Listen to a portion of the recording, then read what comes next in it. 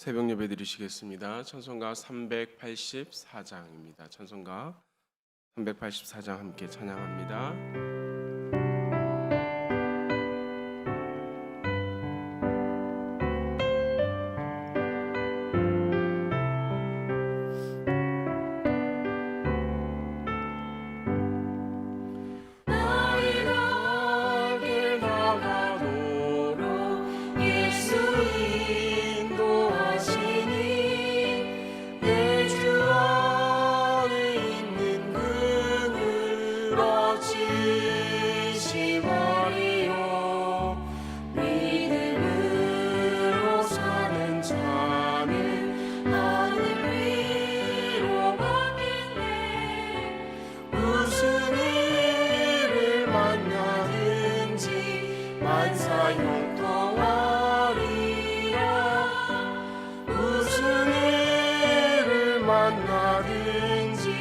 만사 형통하리라. 나의 갈 길 다가도록 예수 인도하시니 어려운 일 당한데도 족한 은혜 주시네. 나는 심히 고단하고 영혼 매우 달아나 나의 옆에 반석에서 샘물 나게 하시네. 나의 옆에 반석에서 샘물 나게 하시네.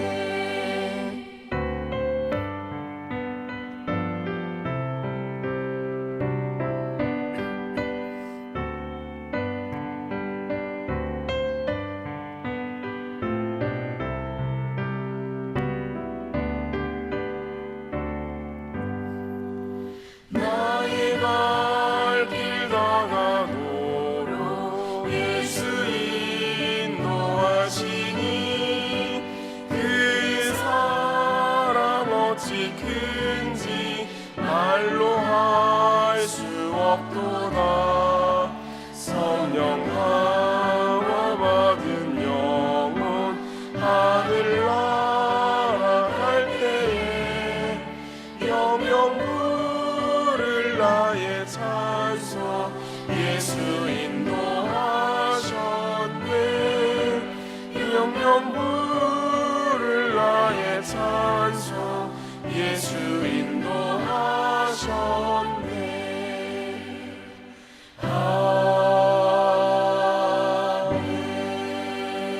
아멘. 오늘 우리에게 주신 하나님의 말씀은 고린도전서 3장 1절에서 15절까지의 말씀입니다.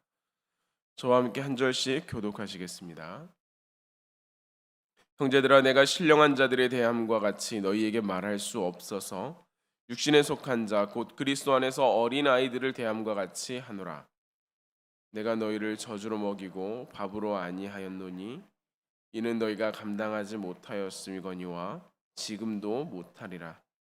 너희는 아직도 육신에 속한 자로다. 너희 가운데 시기와 분쟁이 있으니 어찌 육신에 속하여 사람을 따라 행함이 아니리요. 어떤 이는 말하되 나는 바울에게라 하고 다른 이는 나는 아볼로에게라 하니 너희가 육의 사람이 아니리요. 그런즉 아볼로는 무엇이며 바울은 무엇이냐? 그들은 주께서 각각 주신 대로 너희로 하여금 믿게 한 사역자들이니라. 나는 심었고 아볼로는 물을 주었으되 오직 하나님께서 자라나게 하셨나니 그런즉 심는 자나 물 주는 이는 아무것도 아니로되 오직 자라게 하시는 이는 하나님뿐이니라. 심는 이와 물 주는 이는 한 가지이나 각각 자기가 일한 대로 자기의 상을 받으리라. 우리는 하나님의 동역자들이요 너희는 하나님의 밭이요 하나님의 집이니라. 내게 주신 하나님의 은혜를 따라 내가 지혜로운 건축자와 같이 터를 닦아두매 이가 그 위에 세우나 그러나 각각 어떻게 그 위에 세울까를 조심할지니라. 이 닦아둔 것 외에 능히 다른 터를 닦아둘 자가 없으니 이 터는 곧 예수 그리스도라. 만일 누구든지 금이나 음이나 보석이나 나무나 풀이나 짚으로 이 터 위에 세우면 각 사람의 공적이 나타날 터인데 그날이 공적을 밝히리니 이는 불로 나타내고 그 불이 각 사람의 공적이 어떠한 것을 시험할 것임이라. 만일 누구든지 그 위에 세운 공적이 그대로 있으면 상을 받고, 함께 읽습니다. 누구든지 공적이 불타면 해를 받으리니 그러나 자신은 구원을 받되 불 가운데서 받은 것 같으리라. 아멘. 예배 자리에 참 잘 오셨습니다. 예배를 사모하고 하나님 앞에 나아가는 그 마음이 하나님께서 기뻐하시는 마음일 것이고, 또한 그 마음 가운데 하나님의 충만한 은혜가 가득히 임할 것입니다. 그 은혜가 여러분 가운데 있기를 주님의 이름으로 기원합니다. 아이들을 키우다 보면 아이들이 자라간다라고 하는 것을 느낄 때가 있습니다. 굉장히 어렸던 아이가 어느새 걷기 시작할 때도 그렇지만 이 아이들이 조금 더 자라 자기의 생각을 이야기할 때가 되면 이 아이가 좀 더 많이 자랐구나라고 생각하게 됩니다. 며칠 전에도 어린이날이어서 아이들에게 뭘 하면 좋을까 그것을 생각하다가 아이들에게 물어보았습니다. 무엇을 하는 것이 좋을까? 그랬더니 전에는 얼추 비슷했는데 이제는 각자 원하는 것에 차이가 생겼습니다. 부모가 볼 때는 여전히 어린 아이처럼 여겨졌는데 큰 아이에게는 이제 동생들의 놀이가 시시해지는 것입니다. 그렇게 같이 놀아가는 게 이제는 조금 재미가 없다라고 여깁니다. 영화를 보아도 단순한 이야기보다는 무엇인가 복잡한 스토리가 있는 것을 좋아하고, 놀이공원에서 놀이기구를 타도 단순하게 왔다 갔다 하는 것이 아니라 조금 더 스릴이 있는 것들을 좋아하기 시작합니다. 이것이 자람의 특징이지요. 이전에 하던 그런 것들에서 조금 더 복잡하고 어려운 것들, 조금 더 난해하고 힘든 것들에 관심을 가지고 그것들을 이겨내보고자 하는 마음들입니다. 작은 장난감에 좋아하던 아이는 조금 더 큰 것을 바라게 되고, 어린이날과 크리스마스 그 산타 할아버지를 기다리며 일찍 잠에 들었던 이 아이는 유치하다 여겨지는 것에 시시함을 느낍니다. 물론 여전히 선물은 좋아합니다. 이것이 과도기가 되겠죠. 조금 더 자라가는 그런 모습들이 되겠죠. 이것을 보면서 이제 앞으로는 더욱 어떻게 자라갈까? 이 아이가 조금 더 많은 생각들을 가지게 되고 더욱더 성숙해지면 어떤 모습을 가지게 될까라고 하는 기대감도 갖는 것이 사실입니다. 우리의 신앙도 마찬가지이죠. 변화 가운데서 조금씩 성장해 나가야 합니다. 우리가 자람 가운데서 그 변화가 나타난다라고 하는 것입니다. 하지만 사도 바울은 이 고린도 교회를 향해서 여전히 어린아이와 같다라고 이야기합니다. 그냥 어린아이와 같다가 아니라 여전히 어린아이와 같다라고 하는 것은 이전부터 지금까지 이 자람의 과정이 보이지 않는다라는 것입니다. 충분한 때에 충분히 자라지 못하기 때문에 근심의 이유가 되는 것입니다. 고린도 교회 성도들은 스스로 나는 영적으로 신령하다라고 여겼는데 그들 안에 있는 인간적 자랑과 분열은 여전히 그들의 미숙함을 보여줍니다. 그들이 바라는 것이 신령하고 영적인 것임을 알겠지만 그들의 나타나는 현실은 인간적인 그런 모습입니다.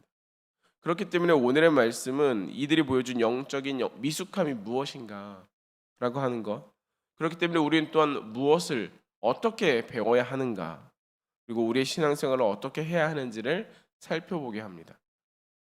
1장부터 이어진 고린도 교회의 미숙함의 가장 큰 특징은 시기와 다툼의 모습으로 나타나는 것을 우리는 잘 알고 있습니다.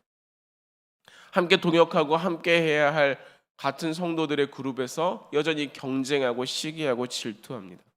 나보다 조금 더 나아 보이는 사람, 신앙적으로 성숙해 보이는 사람이 있으면 시기하고 질투하고, 나보다 아직은 신앙의 연조가 낮아 보이는 사람에게는 그냥 뭉뚱그려서 무시하거나 나를 자랑하는 것들, 그리고 그들 사이에 있었던 이 시기와 자랑 때문에 교회는 연합하고 하나 되고 그 안에서 하나님의 일들을 행해야 함에도 불구하고 끊임없이 분쟁과 다툼이 있었던 것입니다. 올바로 세우기 위한 협력, 아니면 스스로 칼이 철이 철을 날카롭게 하듯이 서로를 단련하는 훈련의 과정이 아니라 오로지 서로를 끌어내리기 위한 분쟁이 그 안에 있었으니 이것이 교회 안팎으로 나타나면서 그들은 사회적으로 또한 교회 안에서 각자가 인정받을지는 몰라도 교회는 사회 속에서 지탄을 받는 것입니다. 교회가 어떻게 저런 모습일 수가 있는가? 교회가 어떻게 저렇게 행동할 수가 있는가? 라고 말입니다. 그럼 이 시기와 경쟁 의식의 뿌리는 어디에서부터 나오는 것일까요? 바울이 말하고 있는 오늘 본문에 이야기하는 이 행함의 뿌리는 교인들 안에 들어가 있는 여전한 세속적인 사고였습니다. 몸은 교회에 있지만 그들의 마음과 생각은 여전히 세상에 머물러서 세상의 가치와 세상의 판단으로 서로를 판단하기 시작했습니다. 얼만큼 배웠더라, 얼마나 재산이 있다더라, 그들의 형편이 어떻다더라, 이것이 서로를 향한 판단이 되기도 하고 세상의 방법으로 자신을 높아지려 다른 사람을 깎아내리고 비방하고 또한 그것이 교회 안에서도 서로를 향한 손가락질이 되어가는 것입니다. 그러니 아무리 사회적 지위가 높고 서로에게 인정을 받으며 오랜 신앙생활을 했더라도 그 마음이 변화되지 않아서 그 마음이 그리스도를 닮아가지 않아서 여전히 영적 어린아이의 모습에 남아져 있는 것입니다. 그래서 사도 바울은 이 고린도 교회를 향하여서 나는 너희들을 대하는 것이 신령한 자들, 영적으로 성숙한 자들을 대하는 것처럼 조금 더 어렵고 좀 더 고차원적이고 조금 더 말씀에 가까운 이야기를 하지 못하고 육신에 속한 자요 그리스도 안에서 어린 아이를 대함과 같이 오늘도 여전히 그저 복에 관해서밖에 이야기할 수밖에 없다라고 이야기합니다. 왜냐하면 그들이 감당하지 못하기 때문입니다. 그러한 교인들에게 사도 바울은 서로를 바라보는 시선을 바꾸라 이렇게 말합니다. 서로를 어떻게 바라보고 있는지 그 시선을 바꾸라는 것입니다. 바울은 아볼로와 자신의 예를 들면서 교회는 하나님 앞에서 합력하는 공동체다라고 말합니다. 합력은 두 사람이 힘을 고르게 주면서 견제하듯이 버티는 것이 아니지요. 하나 위에 하나를 얹어서 더 높이 올라가는 것처럼 하나에 하나를 더해 더 넓어지는 것처럼 힘을 더하는 것이 합력입니다. 교회 안에서 위대한 교사였던 바울과 아볼로가 서로를 씨 뿌리는 자와 물 주는 자로 표현하면서 한 사람이 아무리 잘한다고 해도 다른 한 사람이 그 역할을 제대로 감당하지 못하면 이 씨가 자라지 못함을 이야기합니다. 뿐만 아니라 우리는 그저 씨를 뿌리는 자요, 우리는 그저 물을 주는 자에 불과하다. 하나님께서 자라게 하신다라고 이야기합니다. 물론 그들이 가끔은 내가 물을 주면 더 잘 줄 수 있을 것 같다, 내가 씨를 뿌리면 훨씬 더 잘 뿌릴 수 있을 것 같아 라고 생각할 때도 있지만 함께 교회를 세워갈 수 있었던 것은 서로를 하나님의 뜻을 이루어가는 동료로 동역자로 인정하고 협력했기 때문입니다. 서로가 각자의 역할을 제대로 감당해야 그 고린도 교회가 함께 성장할 수 있음을 알았기 때문입니다. 바울과 아볼로가 그렇게 할 수 있는 것, 그 가장 기저에는 하나님에 대한 인정함과 신뢰함이 있었습니다. 그 하나님이 나를 이끌어 가신다, 그 하나님께서 우리의 교회를 이끌어 가신다라고 말입니다. 내 마음대로 한다고 해서 잘 자라는 것이 아닙니다. 내가 아니라 저 사람이 했기 때문에 잘 되는 거야, 이러한 관점도 아닙니다. 잘 성장하는 이유는 서로가 서로의 자리에서 열심을 다하고 그곳 가운데 하나님께서 자람의 은혜를 주셨기 때문입니다. 그러니 모든 영광은 하나님께 올려야 하는 것이 맞는 것이지요.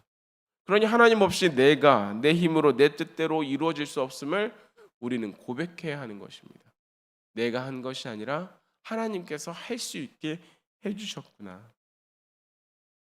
내가 이것을 이끌어가는 것이 아니라 하나님께서 나를 통해 일하셨구나. 그러니 우리는 어떻게 합니까? 그 하나님 앞에 더 엎드러지고 그 하나님께서 부르시는 그 부르심에 최선을 다해 순종하는 것입니다. 오직 주의 은혜로 이루어져 감이 바로 공동체를 세우는 유일한 방법이라는 것입니다. 그리고 사도 바울은 여기서 한 걸음 더 나아가서 그들에게 그러면 어떻게 세울 것인가를 조심하라라고 말합니다. 연구하여라, 어떻게 세울까를 너희들이 방법을 만들어내라, 이런 게 아니라 조심하라 이렇게 이야기합니다. 왜냐하면 우리의 마음은, 우리의 생각은 오로지 가야 할 하나님의 말씀의 방법, 예수 그리스도를 따르는 방법에서 자꾸만 다른 것을 향해서 가기에 익숙하기 때문입니다. 그러니 조심하여서 말씀 안에 머물기를 힘쓰라는 것입니다. 우리는 아기 돼지 삼형제가 집을 짓는 이야기를 잘 알고 있습니다. 첫 번째 돼지, 두 번째 돼지, 세 번째 돼지의 이야기가 나오는데 우리는 여기에서 단지 빨리 짓는 것이 능사다라고 생각하지 않게 되었습니다. 뿐만 아니라 다 세웠다고 해서 이것이 끝나는 것이 아님을 알고 있습니다. 지푸라기로 세운 집, 늑대가 한 번 불었을 때 그저 날아가 버린 것처럼 우리가 집을 짓되 어떻게 어떻게 짓는 것이 더 중요하다는 것입니다. 조금은 힘이 들더라도 견고히 쌓아가는 것이 중요합니다. 뿐만 아니라 성경에서는 모래 위에 지은 집과 반석 위에 지은 집을 비교하며 우리의 신앙의 기초를 어떻게 할지에 대해서 묻고 있습니다. 그 기초를 어디에 쌓아두고 어떻게 쌓아두느냐에 따라서 비가 오고 창수가 나며 바람이 불 때 그 집은 그 형태는 있을지 몰라도 그 기초는 그대로 사라져 버리기 때문입니다. 홍수가 나서 집이 떠내려가는 일이 발생하기 때문입니다. 마찬가지지요. 오늘 본문 13절도 우리에게 마지막 날이 되면 우리의 모든 것을 불에 태워 확인한다라고 이야기하십니다. 그때 말씀을 따라 온전하게 세워지지 않았으면 마지막 그날에 하나님께서 판단하시는 그날에 그 모든 것은 지푸라기와 같이 그저 사그라들고 말 것이다. 이렇게 말씀하십니다. 우리가 그 하나님의 말씀을 따라 온전히 나아가지 않았을 때, 그러나 말씀을 따라 그 기초를 든든히 세운 집은 하나님의 자랑이요 하나님 앞에서 큰 상급이 될 것이라고 이야기합니다. 그러니 우리의 믿음의 방향이 세상이 아니라 오직 하나님 앞에 나아갈 수 있도록 조심하셔야 합니다. 우리의 믿음의 기초가 나의 자랑과 세상의 지혜와 편법이 아니라 말씀 위에 세워지도록 우리는 끊임없이 훈련해야 합니다. 우리뿐 아니라 우리 성민교회가 또한 우리와 함께하는 가정이, 나와 함께하는 이들이 그런 믿음의 걸음을 온전히 나아갈 수 있도록 우리는 우리를 단련하고 훈련하며 교회를 위해, 가정을 위해 기도해야 하는 것입니다. 그리하면 자라게 하시는 하나님의 은혜가 우리를 성장시키실 뿐 아니라 우리의 교회를 더욱 든든히 세워가는 것을 우리는 볼 수 있고, 또한 그 마지막 날에 우리가, 또한 우리 교회가 하나님의 기쁨의 자리가 될 것입니다. 하나님께서 우리 가운데, 함께 예배하는 모든 성도님들 가운데 그 믿음을 든든히 하는, 하나님 안에서 바르게 세워져가는 그 믿음의 집을 세울 수 있는 그 은혜를 충만하게 주시기를 주님의 이름으로 기원합니다. 기도하시겠습니다. 사랑의 하나님, 우리 가운데 일하신 하나님의 역사와 은혜를 고백합니다. 나의 나된 것은 내 힘과 내 능력이 아니라 오로지 주의 은혜로 우리가 지금까지 이루어져 왔음을 고백하오니 하나님의 선하신 인도하심이 우리의 걸음을, 우리의 마음을 주장하시고 끝날까지 하나님 앞에서 온전한 모습으로, 하나님의 기쁨이 되는 모습으로 나아갈 수 있도록 우리를 주장하여 주시옵소서. 하나님, 우리 성민교회 주님께서 사랑하시는 모습대로 든든히 세워져 나가기를 소망하오니 서로가 서로를 사랑하게 하시고 기도하게 하시고 품어주게 하시고 함께함으로, 합력함으로 하나님 보시기에 온전한 교회의 모습대로 하나님께서 우리 교회 가운데 허락하신 민족복음화와 세계 선교의 사명을 잘 감당하는 끝날까지 하나님의 기쁨이 되는 교회 되길 소망하오니 하나님, 모든 성도들이 하나님 앞에서 영적으로 든든히 서 나갈 수 있도록 인도하여 주시고 그 모든 삶과 그 마음 가운데 하나님의 말씀을 채워주시어서 하나님, 우리 성민교회가 하나님 앞에서 온전히 쓰임받는 교회 되게 하여 주시옵소서. 이를 위하여 세우신 담임 목사님 축복하시고 역사하여 주시어서 하나님 안에서 늘 영육간에 강건하게 하여 주시고 무엇보다 그 마음 가운데 하나님의 말씀이 역동하여서 그 입술을 통하여 선포되는 말씀을 통해 모든 성도들, 듣는 이들 신앙적으로 든든히 세워져가는 귀한 역사 있기를 소망하오니 하나님께서 늘 함께하여 주시고 성령의 충만함을 채워 주시옵소서. 하나님, 우리 가운데 한 영혼을 위하여서 기도하는 마음이 있습니다. 하나님께서 품게 하셨사오니 기도할 수 있도록 인도하여 주시고 그 기도 가운데 역사하시고 일하신 하나님의 은혜를 따라 적어 올린 모든 이름들 하나님 안에서 구원받는 역사로 주님 역사하여 주시옵소서. 주께 간절히 구하오니 하나님, 황존직 선거를 준비하고 있습니다. 하나님, 주께서 세우신 사람들 하나님 주님께서 인도하여 주시고 이 일을 통하여서 우리 성민교회가 더욱더 하나 되는 역사가 있기를 소망하오니 주님의 뜻 가운데 온전히 이루어질 수 있도록 주님 주장하시고 인도하여 주시옵소서. 하나님, 우리가 주님 앞에 가지고 나온 간구의 제목들이 있습니다. 그 모든 간구가 주님의 뜻 안에서 벗어나지 않게 하여 주시고 주님의 뜻 안에 있으므로 주님의 선한 인도하심을 함께 누리고 맛보아 알기를 소망하오니 간구하는 모든 기도가 주님 앞에 온전히 상달되게 하시고 하나님, 간구함으로 주시는 하나님의 응답의 역사 함께 누려갈 수 있도록 축복하시고 인도하여 주시옵소서.